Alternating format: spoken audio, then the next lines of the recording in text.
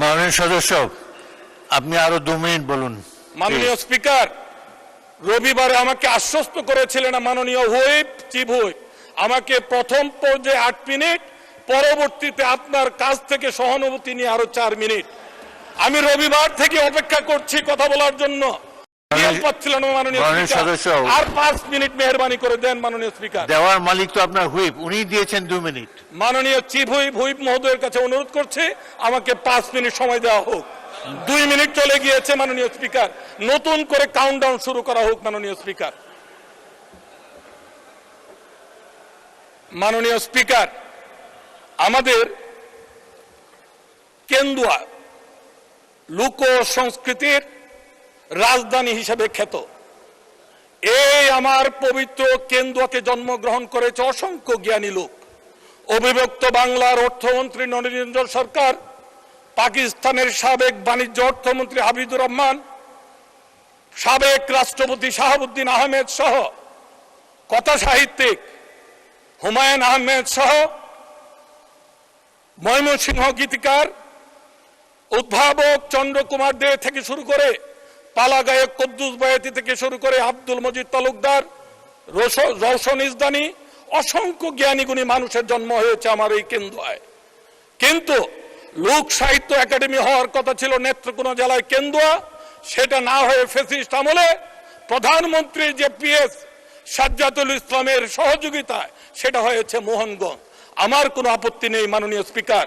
আমি আপনার কাছে, আপনার মাধ্যমে মাননীয় সংস্কৃতি মন্ত্রীর কাছে বিনীতভাবে অনুরোধ করছি, লোক সাহিত্য একাডেমি কেন্দ্রায় প্রতিষ্ঠিত করা হোক। পাশাপাশি শিল্পকলা একাডেমি আমার এলাকায় কেন্দুয়া আটপাড়াতে নাই মাননীয় স্পিকার, অনতিবিলম্বে শিল্পকলা একাডেমি স্থাপনের ব্যবস্থা গ্রহণ করা হোক মাননীয়। ধন্যবাদ মাননীয় সদস্য। হুইপ আপনাকে আরো 2 মিনিট দিয়েছে, বলুন। স্পিকার, গত রবিবার সেদিন আমাদের বিরোধী দলীয় সম্মানিত আমার শ্রদ্ধেয় নেতা সেদিন উপস্থিত ছিলেন নাই, উপনেতাও সেই সময় উপস্থিত ছিলেন না। আমাদের সেই বিরোধী দলীয় একজন সিনিয়র সদস্য বলেছিলেন মাদক নিয়ে, মদ নিয়ে, সিগারেট নিয়ে। মদের কথা উল্লেখ করতে যে উনি বলেছিলেন এই এলাকায় এই সংসদে যারা রয়েছে উনার পিছনের সারিতে তারা মাদক গ্রহণ করেন না। আমাদেরকে অঙ্গুলে নির্দেশ করেছিলেন যে মাদক গ্রহণ উনারা করেন, আমরা করি না। আপনি যদি রেকর্ড দেখতে চান সেটা তলব করলে আপনি পাবেন মাননীয় স্পিকার। আমরা কখনোই সরকারি দলের সদস্য হোক, বিরোধী দলের সদস্য হোক, সম্মানহানি হয় এই ধরনের কথা কখনো আমরা বলি না, বলবও না। আমি রবিবারে সেই আর্কাইভ থেকে আপনার কাছে অনুরোধ করছি, আমাদের প্রতি যে অঙ্গুলি নির্দেশন করেছিলেন সেটা এক্সপান্স করা হোক মাননীয় স্পিকার। এবং আগামীতেও আমরা মিলেমিশে, সেই সঙ্গে আমি বলতে চাই আমাদের সেই নেত্রকোনার আমার এক সংসদ সদস্য বিরোধী দলের ভাই, যখন ওনার গাড়ি ভাঙচুর করা হয়েছিল এই মাননীয় স্বরাষ্ট্রমন্ত্রী আমাকে ফোন করেছিলেন এবং উনি সংসদ সদস্যর সম্মান রক্ষা করার জন্য প্রয়োজনীয় যা ব্যবস্থা তা যেন গ্রহণ করা হয়। আমরা কিন্তু সেই ভাইকে সাথে নিয়ে আমরা যারা জড়িত ছিল সংগঠন থেকে তাদেরকে বহিষ্কার করেছি, আইনের সহযোগিতা আমরা করেছি।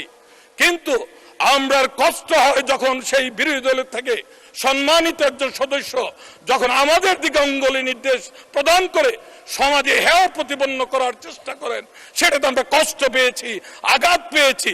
আমরা বলতে চাই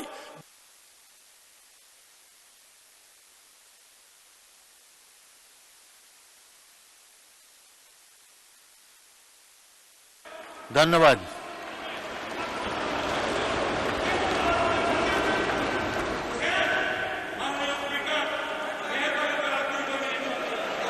এবার শেষ করেন। ধন্যবাদ, ধন্যবাদ।